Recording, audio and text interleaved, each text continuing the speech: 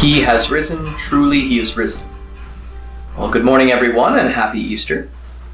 I hope that you are all safe at home with your families and celebrating this joyous day by doing the readings, watching Mass, or whatever way it is that you are celebrating Easter this year.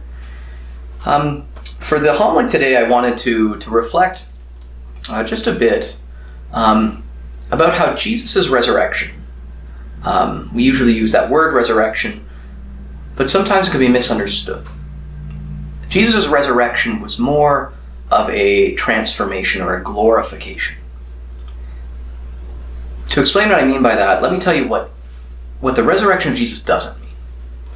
It doesn't mean that he just resuscitated, that he came back to life in the same way that he went into the tomb.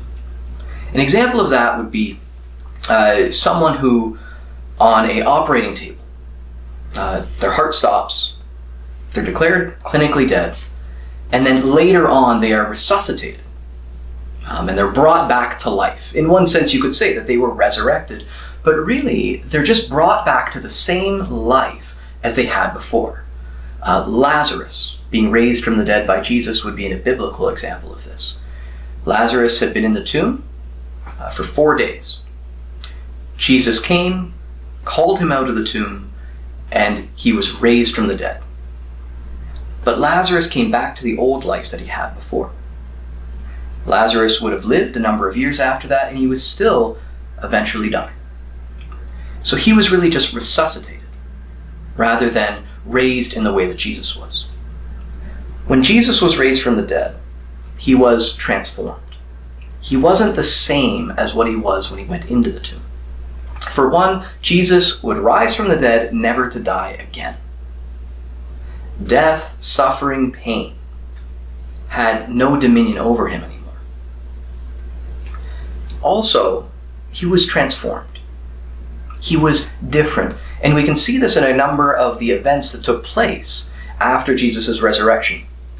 Mary Magdalene, when she meets Jesus for the first time after the resurrection in the garden just outside the tomb, she doesn't recognize him. She thinks he's a gardener. Well, the reason for this is because he has been transformed. He's not the same as he was before. And it's only when he speaks her name that she comes to recognize that this is the Jesus whom she loved. In the same way, the disciples who were walking on the road to Emmaus, that same day, Jesus meets them, and again, they don't recognize him. Well, that's because he's been transformed. It's not like a resuscitation. It's a resurrection. And then finally, that very evening, he appears to his disciples. Thomas isn't there. And even though the door of the upper room where they were gathered had been shut and locked, he walks through the door, which shows that the normal limitations that the world has over us doesn't apply to him anymore. Jesus is not the same. The resurrection means that he has been transformed, he has been glorified.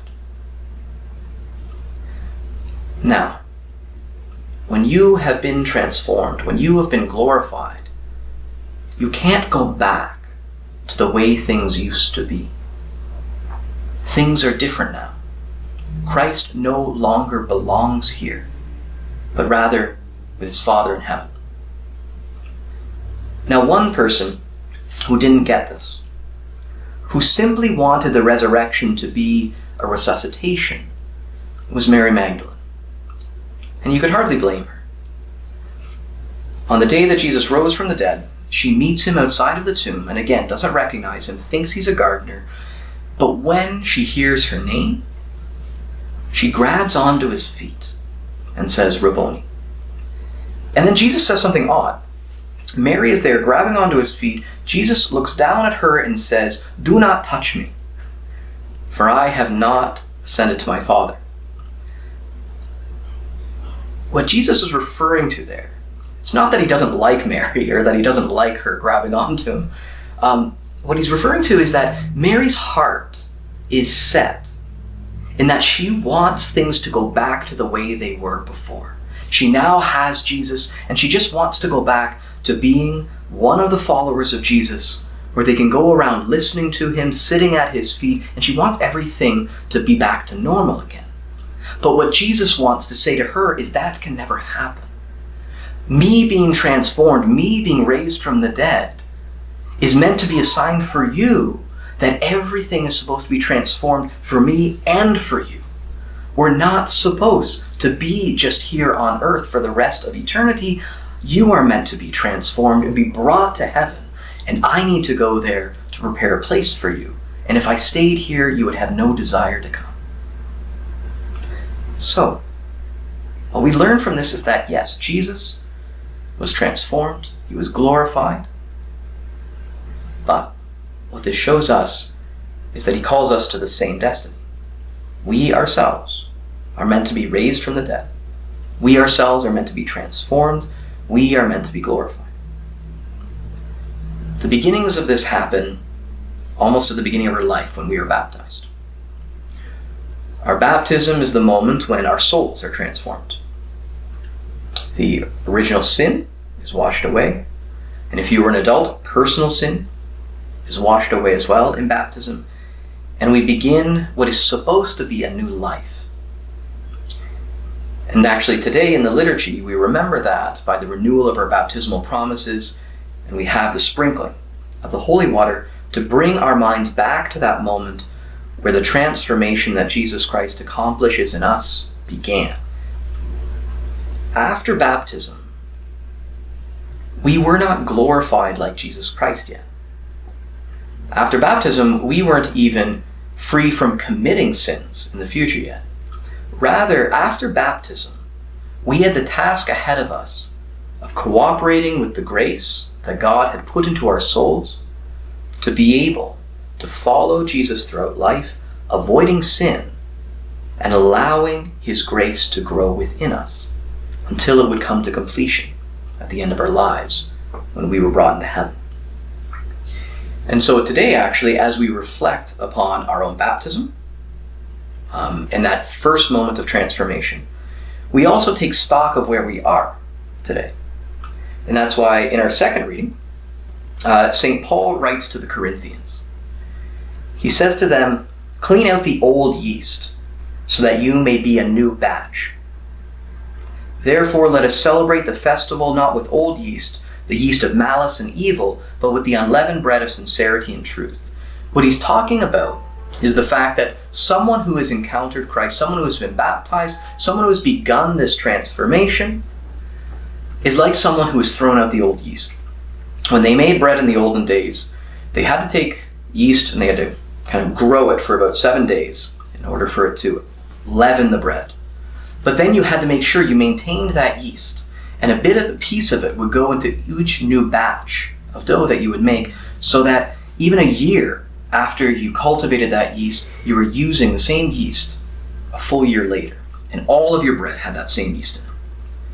Well, if the yeast was bad, which is what St. Paul is kind of talking about, he's saying, if the yeast was malice and evil, then the only way to be transformed was to get rid of it. You couldn't bring the old yeast into a new dough and hope that it would turn out well. And he's saying start over, and that's what unleavened bread means. It means that you're not putting yeast in anymore. You had to get rid of it. And now you're eating flatbread. Maybe not as delightful, but this needs to happen if we are going to be transformed. And so I guess in this Easter morning, we can take stock of, all right, I began a new life in Christ at baptism. I was supposed to throw out the old yeast, but did I? Are there still sins that I hold on to that are preventing my transformation from growing? Is there anything that I have failed to throw out of my old life that is keeping me from Christ? And today we can make another commitment and say, God, you know what? I want to get rid of that. I commit myself now. It's gone. And from this day forward, we can start with unleavened bread. Start a new life in Christ. And then today, as we focus our prayers and our attention upon the resurrected Jesus, we can derive hope. Hope in what God is going to do for us at the end of our lives, if we are faithful to Jesus Christ in this life. if we continue this pathway of transformation from our baptism onwards, then we will be raised like Christ, not resuscitated, but glorified.